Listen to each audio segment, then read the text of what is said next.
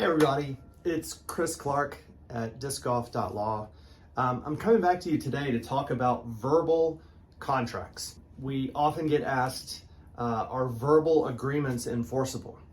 And that's especially important in disc golf because we have a history in this sport of handshake deals and trusting each other and really avoiding the formality of a written agreement in many cases.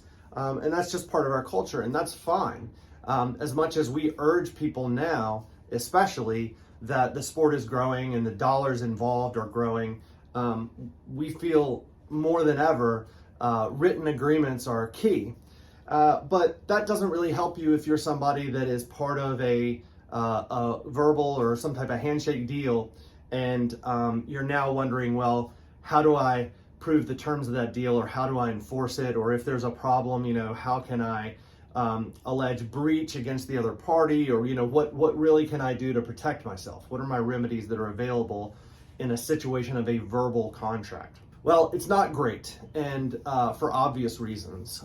If this is a verbal agreement between you and one other individual, and the two of you are the only ones that were involved in setting the terms of that deal, it's just going to be one person's word against another. So, what can we do in that scenario? I have a few ideas or examples from things that we've worked on in the past. One would be, what other evidence do you have sort of around those circumstances or around that same time frame? Do you have text messages or email messages that maybe just outline the terms? Maybe those were preliminary conversations that you were working up to at the point where you actually did the handshake deal and agreed to terms, but those can help provide supporting evidence if there's a dispute over what the terms of the agreement are. Probably too late to think about this now, but if at the time the agreement was made, if you had any witnesses there that also were present and heard the terms of the deal and saw the two of you agree, then that would be hugely helpful. Third example would be something we call in the law course of performance.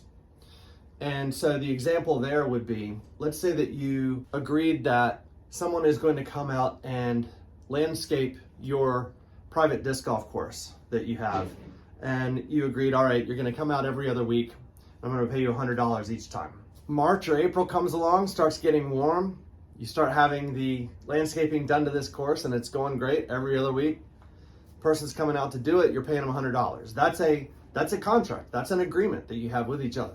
If then several months later, the person comes back to you and says, hey, by the way, you've been underpaying me all these times. What our agreement was $200 each time, and you've only been paying me $100, and so now I'd like the money you owe me. Well, you have a history of performance. You have that course of performance already.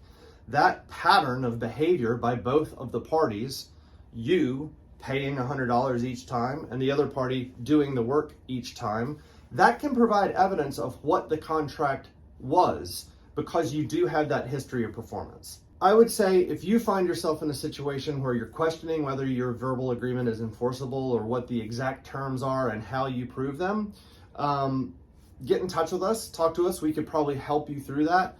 The big takeaway in this video and several others that we've done and probably will do in the future, these important deals, just get them in writing.